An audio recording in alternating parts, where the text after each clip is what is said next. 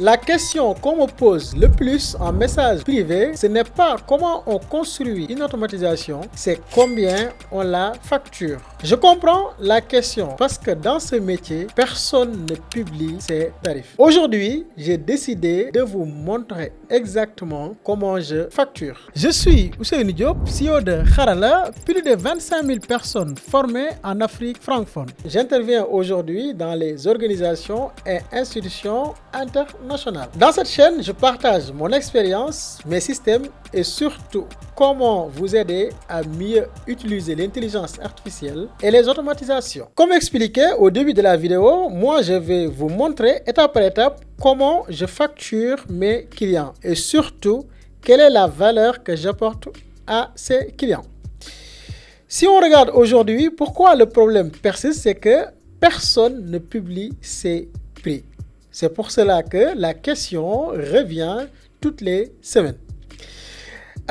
Aujourd'hui, si on regarde bien, celui qui vend, il annonce un chiffre au hasard, puis il le baisse au premier silence. Tu annonces un prix comme 500 000 francs, le client te dit, bon, c'est cher, tu diminues un peu ton prix. Et le client qui achète à son niveau, il peut recevoir des dizaines de devis de différents freelancers.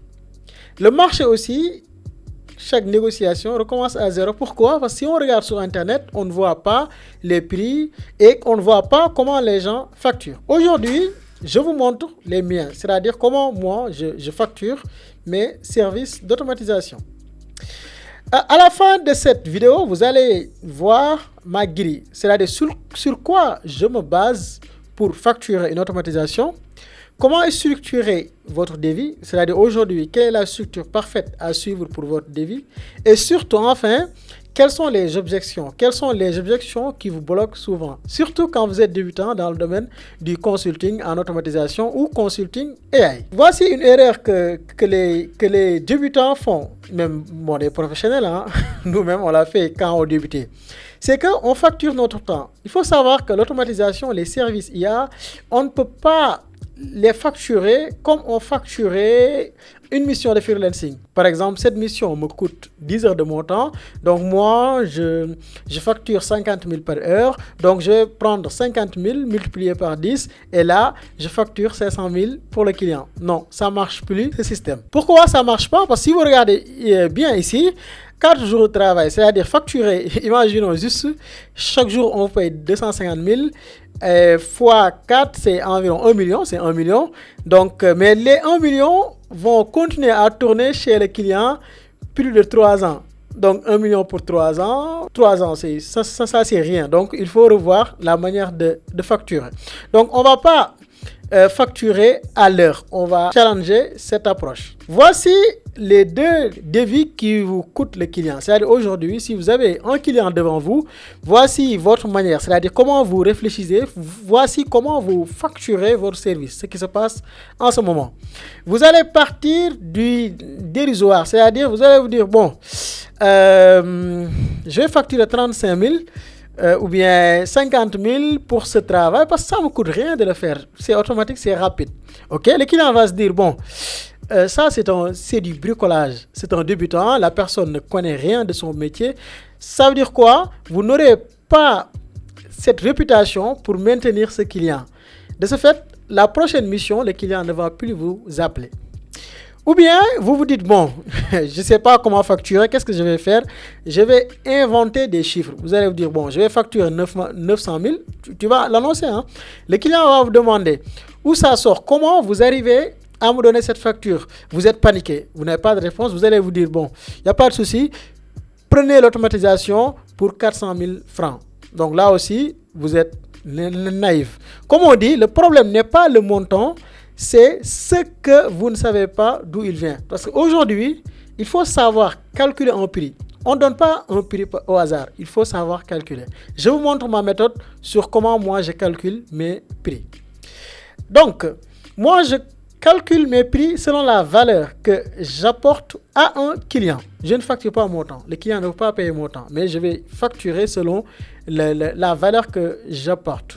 Par exemple, ici, si on regarde bien, on va facturer selon ce que l'automatisation ou le service remplace. Comme on dit, un système ne se paie pour qu'il vous coûte à construire. Il se paye pour ce qu'il arrête de faire perdre au client. C'est-à-dire un client qui perd 500 000 par mois parce qu'il n'a pas de système, Donc là, si tu lui factures, il faut lui facturer cette fuite, pas juste le temps. Donc pourquoi ici, un abonnement, si tu dis à un client, bon, c'est un abonnement, 20 000 francs, il va le comparer au logiciel existant. Si tu dis à un client, c'est un chantier qui va me coûter 4 jours, il va essayer de comparer votre temps au temps des autres consultants. Voici les 3 questions qui me permettent, moi, Ousseynou, de fixer mes prix d'automatisation.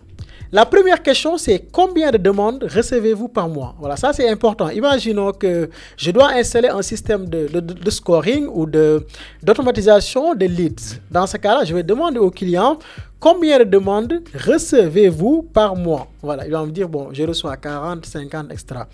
Ensuite, je vais lui demander combien vous en perdez honnêtement. Parce que comme vous le savez, aujourd'hui, si vous n'avez pas de système, vous allez recevoir plus de demandes que vous avez la capacité de traiter. Donc, dans ce cas-là, les clients perdent des clients. Voilà, ça c'est ce qu'on appelle la fuite.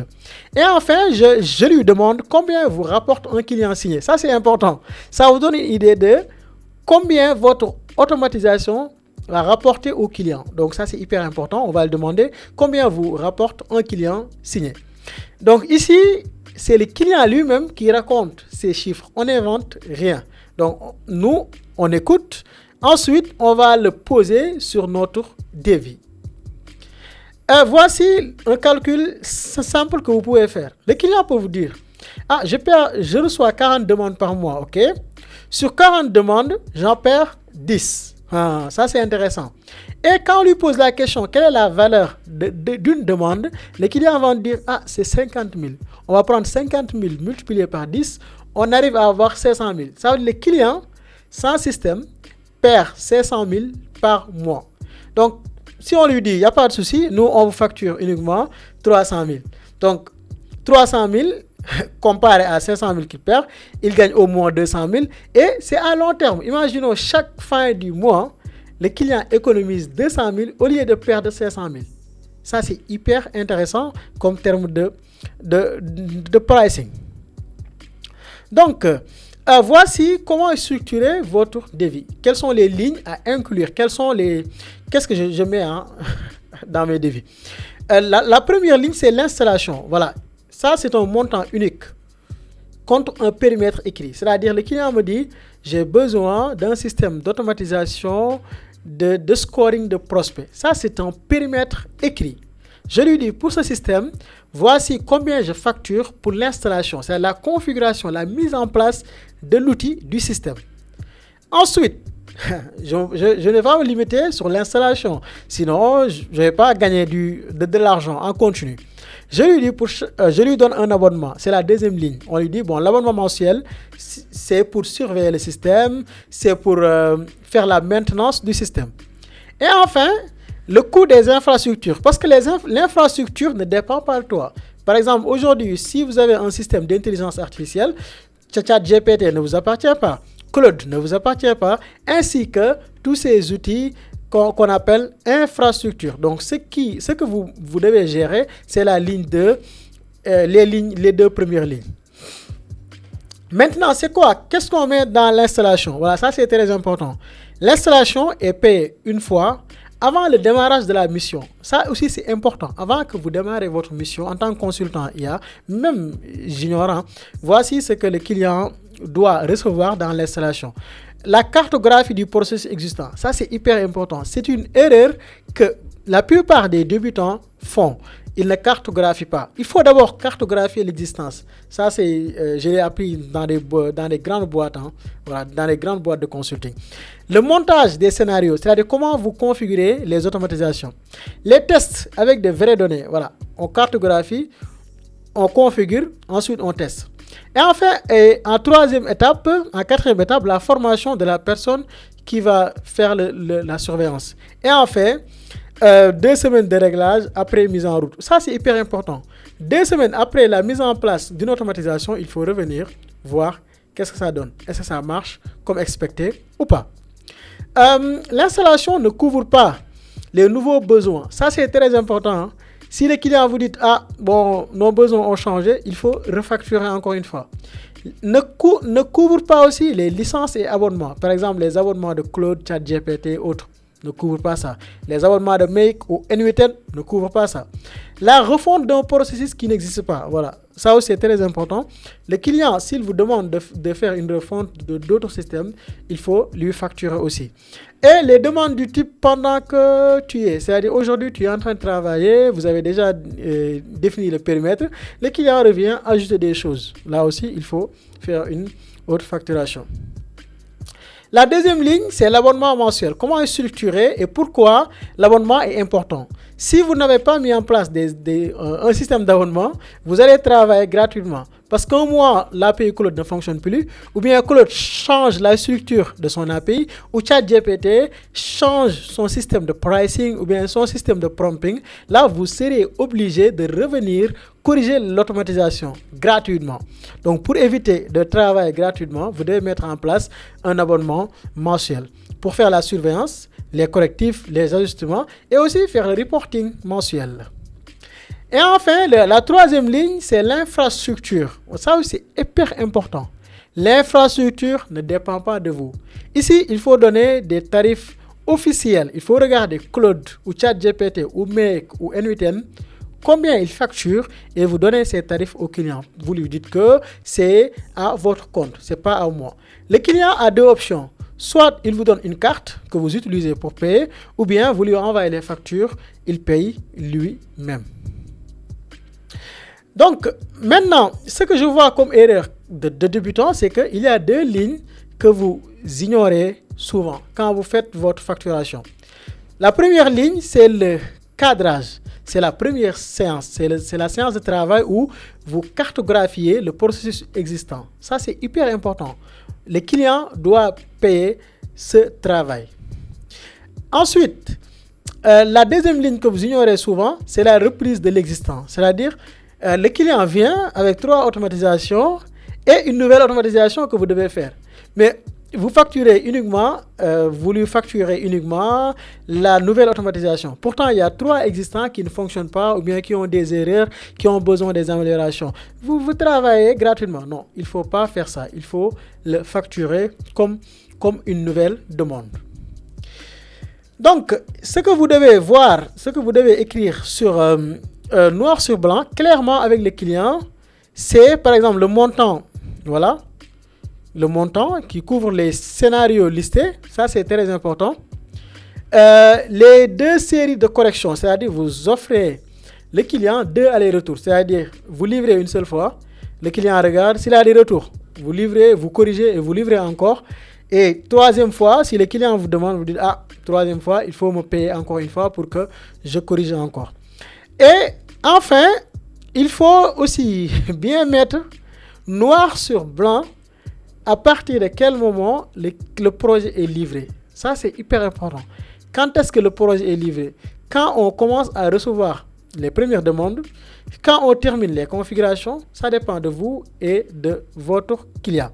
Pourquoi je vous dis toujours, un périmètre écrit, c'est la seule chose qui vous protège pendant que tu es. Voilà, ça c'est très important parce que les clients, quand tu commences à travailler, tu fais du bon boulot, tu as déployé le système. Pourtant, le système n'est pas encore prêt, mais les clients commencent à rajouter. On se dit la vérité, si les clients, s'ils sont contents, ils vont demander du tout. Donc, voici ma grille que je voulais vous montrer. Comment aujourd'hui, je facture certaines prestations. Ça, c'est un client moyen. Il y a des clients où je facture moins cher. Il y a des clients aussi où je facture plus cher. Première grille, c'est automatisation simple. Quelqu'un me demande juste de petites automatisations. Là, je peux lui dire entre 150 à 250 000 francs. Système de qualification complet. Voilà, ça remplace même une personne, le salaire d'une personne. Donc là, je suis entre 250 à 400 000. Maintenance et surveillance. Quelqu'un qui a besoin que je gère ses automatisations, ses agents IA, là, je suis entre 25 000 à 75 000. L'audit, voilà, l'audit avant les systèmes. Là aussi, les clients payent, les clients me payent pour l'audit, pour le cadrage. j'utilise ma méthode Job pour faire cet audit à partir de 250 000 par mois. La formation de l'équipe, c'est-à-dire aujourd'hui la formation sur les outils d'automatisation, moi je suis à partir de 750 000 francs par mois pour les clients. L'accompagnement mensuel, un client qui veut que je l'accompagne d'implémenter des systèmes et d'automatisation, je suis à partir de 700 000 par mois.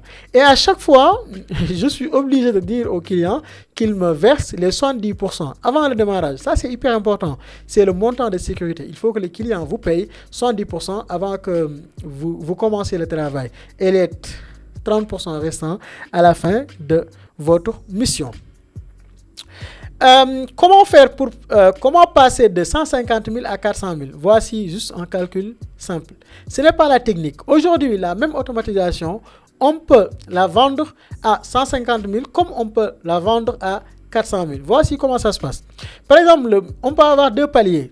Le palier 1 ou plusieurs paliers, ça dépend de vous. C'est des automatisations simples. Par exemple, un formulaire ou un message entrant. C'est-à-dire, je reçois un message sur WhatsApp.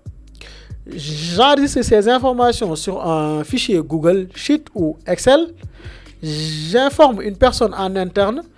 Donc là, je peux la facturer, c'est pas compliqué à mettre en place, entre 150 à 250 000. Si j'ai plusieurs sources, c'est-à-dire je reçois des personnes sur Facebook, sur Messenger, sur WhatsApp, et je dois faire un travail derrière, c'est-à-dire scorer chaque personne qui rentre dans mon tunnel avant d'automatiser ou avant de faire une relance client. Dans ce cas-là, je facture entre 250 000 et 400 000. Pourquoi la maintenance, c'est entre 25 000 à 75 000, c'est très important. Si tu ne gères que 1 à 2 scénarios, c'est-à-dire 2 automatisations à la fois, tu peux dire, bon, il n'y a pas de souci. Paie-moi 25 000, chaque mois, j'ai passé environ 10 heures ou même 5 heures pour voir les deux systèmes. Si tu gères 3 à 5 scénarios, là, tu peux aller jusqu'à 50 000 par mois. Si tu gères des systèmes complets, des systèmes, plusieurs systèmes, là, les gens vont payer environ 75 000 par mois, abonnement. C'est-à-dire, si tu as 10 clients qui vous payent 75 000, tu as environ 750 000 par mois et tu ne fais que regarder juste si les systèmes tournent ou pas. Pourquoi l'audit n'est pas la destination? Ça, c'est hyper important. Parce qu'aujourd'hui, l'audit, quand même, c'est le point le plus important. Quand on fait de l'automatisation, il faut cartographier l'existant d'abord. Et là, on commence par un audit à 250 000. Voilà, il n'y a pas de souci.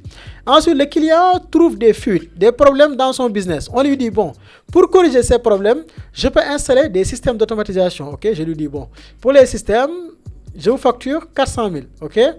Ensuite, une fois les systèmes installés, le client aura besoin de former et de mettre en niveau son effectif. Je lui dis, bon, il n'y a pas de souci, je te facture 750 000 pour aider votre équipe. Et enfin, je lui dis, si tu veux, je veux t'accompagner. Donc, je veux t'accompagner par mois, moyennant 700 000 par mois. Donc, comme vous le voyez, le prix de départ, c'est 250 000, mais vous montez en grade jusqu'à 750 000, voire 500 000 par mois.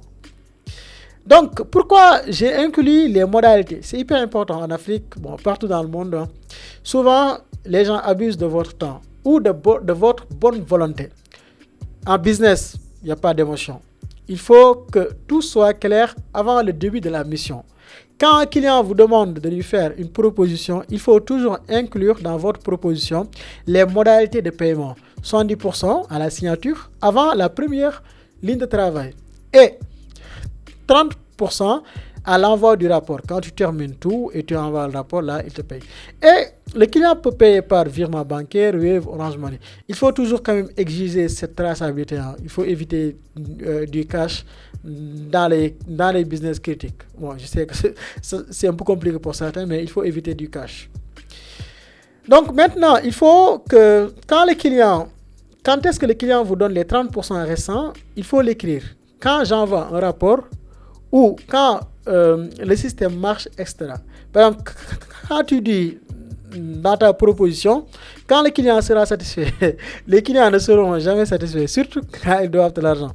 Quand ils te doivent de l'argent. Quand tout fonctionnera bien, c'est vague.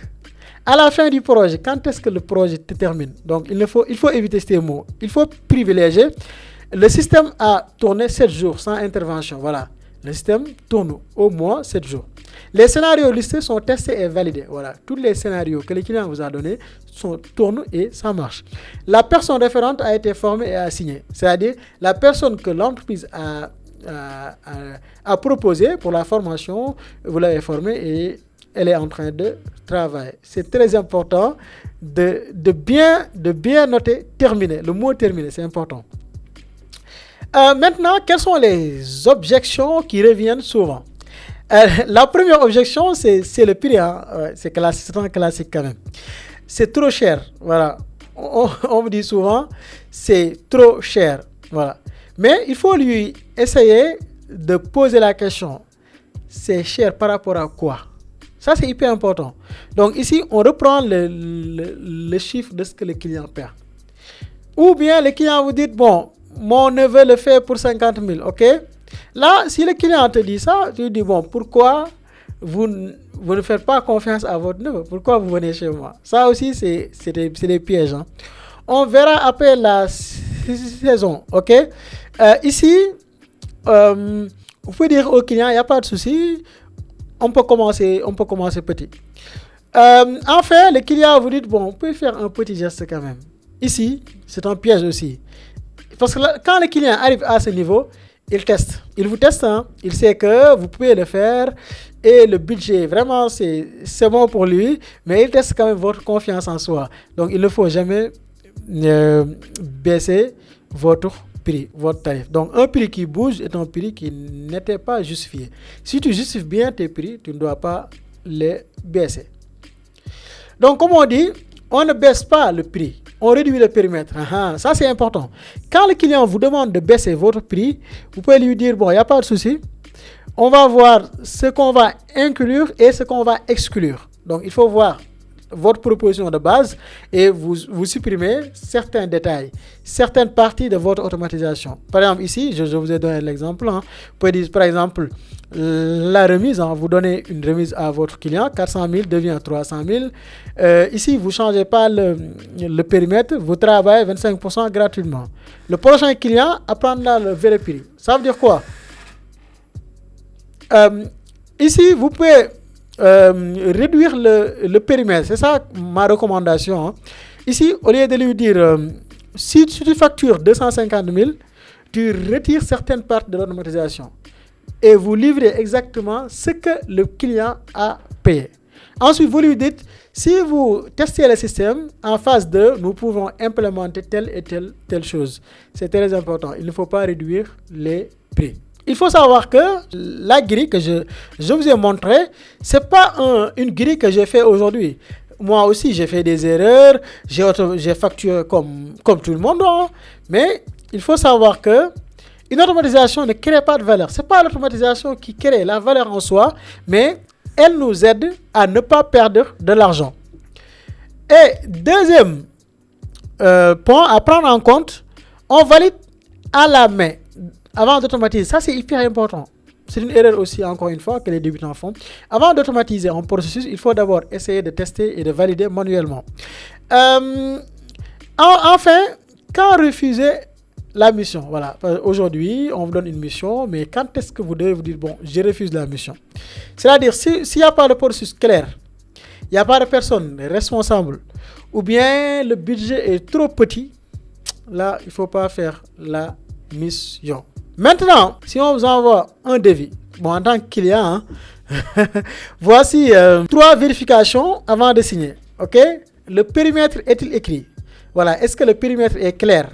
La liste des scénarios, des automatisations est claire. Qui prépare quand ça casse? C'est-à-dire qui gère la maintenance? Quand le système ne fonctionne plus, qui gère la maintenance?